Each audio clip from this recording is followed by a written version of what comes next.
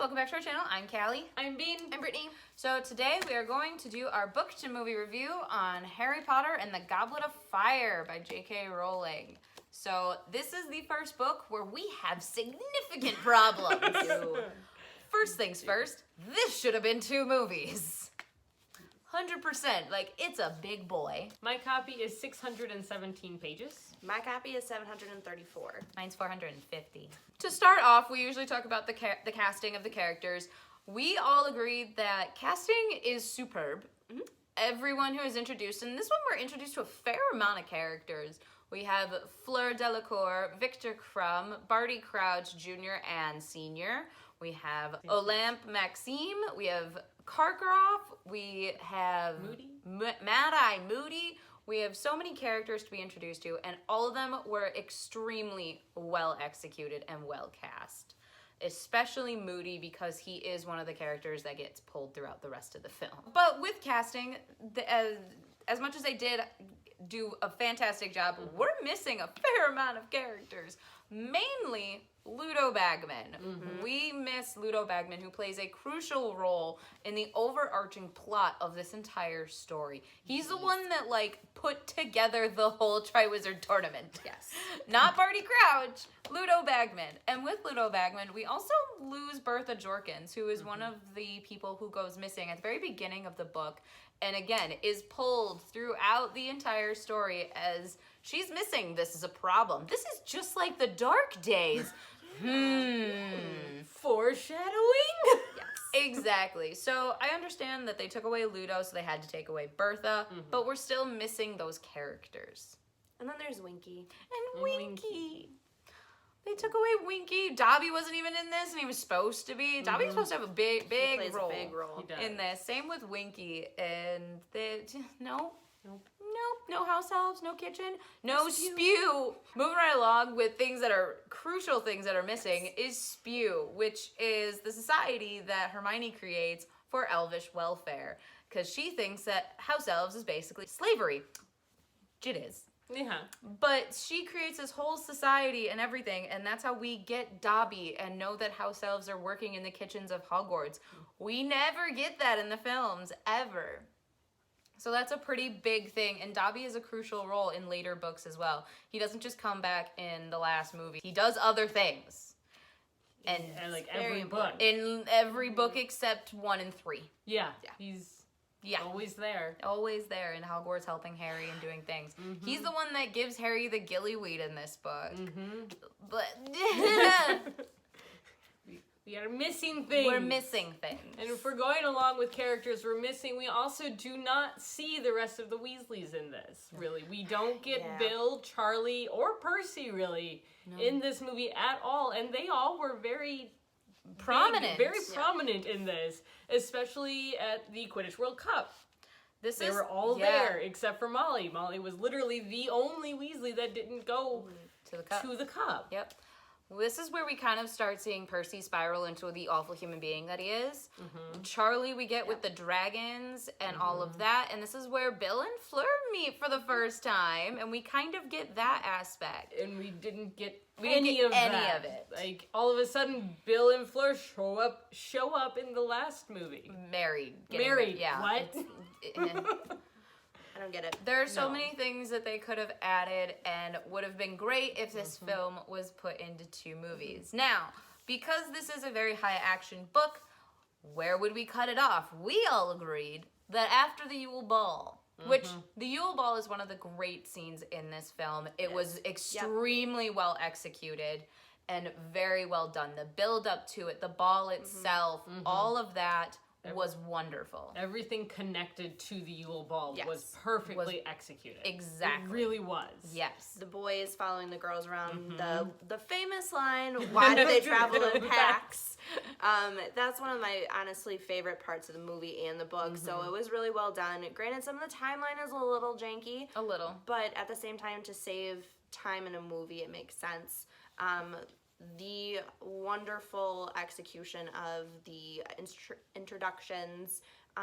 It was just, everything was amazing. Yes. I think the only gripe most of us have are the costumes. Yes. Yep. The costuming department should have been fired. Yeah. Sorry, guys. Like, it was bad. Yes. There were dress robes, not dresses. Yes. Dress robes, not dresses. Hermione should have been blue. And Parvati and Padma, their costumes were horrific. And no, just no. Yeah. So many issues. But yeah, that's our only gripe with the Yule Ball. But that at the end of the Yule Ball, where they're all fighting again, would have been a great spot to end. So with the Yule Ball, one of the things we miss is Rita Skeeter. Rita Skeeter has a very small role in the film. Granted, Miranda Richardson is perfect at this. Just perfect. But Rita Skeeter is so much bigger in the book. She causes so many problems. Just so many. And the way the book ends is with her getting caught as a beetle. And it's hilarious. And I think that would have been a perfect light ending, because for me, this book is where it gets dark. We have that kind of 1, 2, and 3. Yes, they're getting darker and darker. But 4 is where we plummet into the darkness. It's like the buildup of a roller coaster. You're going up the hill, 1, 2, 3, plot, and then the Dark Lord returns and everything goes. It's basically like a lot of character development in the first 3 books. And then this one, we really get into the whole point of this series. Where the story's going. Exactly. Yeah. It's a very important book. And I understand with being in putting everything in one film, they had to focus on the tasks, which, don't get me wrong, tasks 1 and 2, mwah, Wonderful. perfect. Task 3, it was good, but we missed the weird creatures, the hexes, the sphinx that we meet. We missed so many of the fun things that they run into in the maze. Whereas in the movie, it's just a random hedge maze which is also creepy. It is, but there was more. There was more in it, and yes, if they had added all of it in, it would have been a longer movie. Again, bringing back that 2 movies, please, that helps. Yeah. But you would also get more of the aftermath of the 3rd task, where Cedric's dead and Mad Eye Moody is actually revealed, and all of the conversation and more of the plot that we miss in the movie, because a lot of the plot is missing.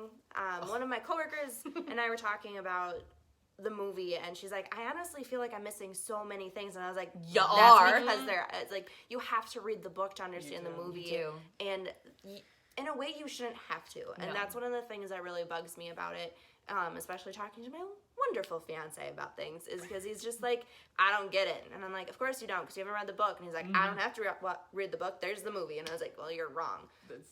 But they should have had to explain it. The whole plot with Barty Crouch, they skipped that. They skipped that whole chapter of him explaining how he did it, why he killed his father, what he was actually doing, how he did it. And that's where Winky comes into play. There are so many things we miss out in that reveal that it makes the ending confusing. But yes, we also miss Harry talking to the Diggories after Cedric's death, trying to offer them the winnings to the Triwizard Tournament, and then saying no.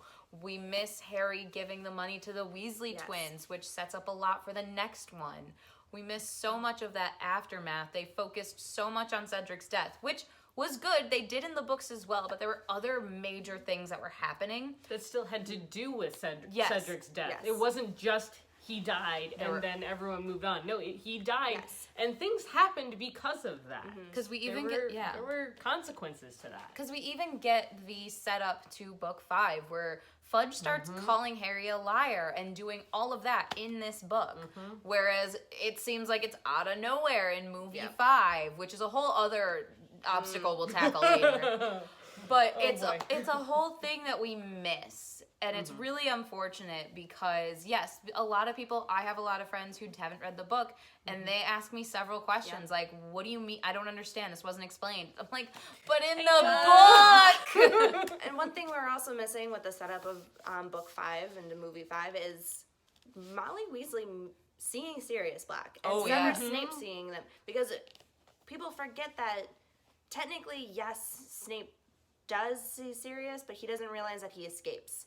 So, like, it's one of those things where there's so much setup to the rest of the series that we're missing because of the decisions that were made in the films. Yes. And that's kind of reason why, again, going back to split the movies up, because then we get the school year. We get Harry actually learning these spells and the hexes that actually help him, not just in book 4, but throughout the rest of his life. In the movies, they make it seem like you just learn the spell's name and you know how to do it. There is so much more. Like, the charms class, that class is actually called the theory of charms, because you have to understand the theory behind spells in order to execute them correctly. So, like, with the Accio thing during the first task, Harry and Hermione are practicing that for days on end until he can get it right. He doesn't just, oh, yeah, this spell. Like, no. There's so much more depth to the magic system than the movies show. That's one of the biggest things for me is, granted, you can't do a lot with the school. It's not very action-packed, and that's what they're trying to do with the movie with book 4. It's still important, though, because there's so many things, so many scenes that we're missing out from the school year itself that sets up for future parts, not just in book 4, but for the rest of the story. This series is about a magic school. Yeah. It's not just about this tournament that's happening. The tournament is going along with classes. So they're still in classes during this tournament. And so they just kind of skip over the fact that they're still going to classes. These are 14-year-old kids that we're basically focusing on here. So we've kind of beaten this movie down a little bit. So we do have some positives. We do. So for me, I think the fight between Ron and Harry was extremely well executed. Like, it's a great reminder that these are kids. 14 They're years old. 14-year-old boys who are fighting, and I think that was extremely well done between Daniel and Rupert. So I think that was just pristine. Yes, for sure. I thoroughly enjoyed the ferret scene. I did listen to the audiobook just to kind of help me get through this week leading up to doing this video, just because I'm a slow reader. And getting to that part, I actually envisioned the scene in the movie, and I was like, I saw where there was the difference, and I totally appreciate the way they did it in the movie. Granted, the timeline was incorrect, but just the acting, the scenery, just it was perfect. It was wonderful. It was a great change. Yeah, I loved it. I liked how they did some of the tasks, especially the first two. The fact that there was a lot more detail in the books, but they still did the overarching tasks so well that you got the gist of it, and you got what the competitors were getting from these tasks, what the point of them was. And I just love the dragons too, because they were so well done. Yes, and they did match what the dragons were supposed to look like. They did. So they did very well with that. That was amazing. So that is all we're going to talk about with this movie. So for Harry Potter and the Order of the Phoenix, we will be doing that book to movie review in March of this year, so you can look forward to that. That will be in our book club, which will be also linked down below. So feel free to like, comment, and subscribe to our channel. We post videos every Tuesday, Thursday, and Sunday. And if you want to be reminded whenever we post these videos, feel free to hit the bell icon down below. And don't forget to follow us on Instagram. Our joint and individual accounts will be linked below, as well as all things Goodreads. And we will see you guys in our next video. Bye!